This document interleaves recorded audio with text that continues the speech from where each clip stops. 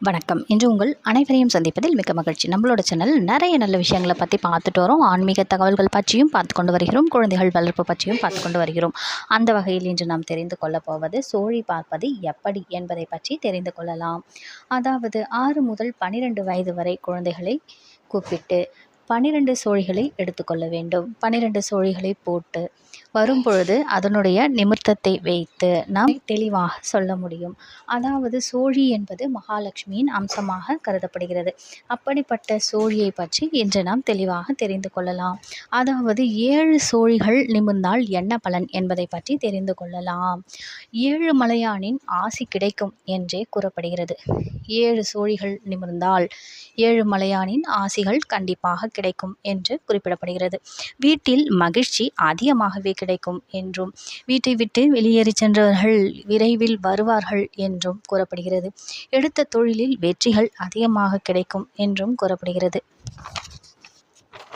லாபம் அதிகமாக உண்டு என்றும் செய்யும் தொழிலில் லாபம் அதிகமாக கிடைக்கும் என்றும் பணவரவுகள் அதிகமாக வரும் என்றும் மகிழ்ச்சி அதிகமாக கிடைக்கக்கூடிய நேரம் என்றும் கூறப்படுகிறது.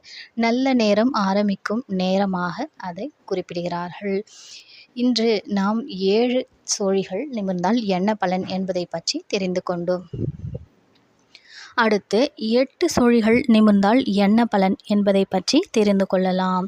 8 சோழிகள் நிமிர்ந்தால் எண்ணிய காரியம் நிறைவேறாது.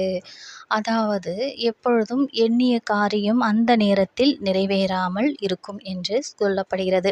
வீண் பொல்லாப்புகள் தேடி வரக்கூடியதாக திகழ்கிறது.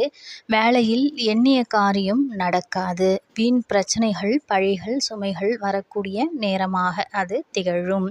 சூரியன் வழிபாடு அந்நேரத்தில் நன்மை பயக்கும் என்று கூறப்படுகிறது. போன பொருள் திரும்பவும் வராது. பகைவரால் அதிகப்படியான தொல்லைகள் வரக்கூடிய நேரமாக அது கருதப்படுகிறது. இன்று நாம் இந்த பதிவில் 7 சோழிகள் நிமிர்ந்தால் என்ன பலன், 8 சோழிகள் நிமிர்ந்தால் என்ன பலன் என்பதை பற்றி தெரிந்து கொண்டோம். 8 சோழிகள் நிமிர்ந்தால் சூரியன் வழிபாடு நன்மை பயக்கும் என்றும் 7 சோழிகள் நிமிர்ந்தால் எப்பொழுதும் 7 மலையானின் ஆசி உண்டு என்பதை பற்றியும் தெரிந்து கொண்டோம். நாளை வேறொரு பதிவில் சந்திக்கலாம். நன்றி, வணக்கம்.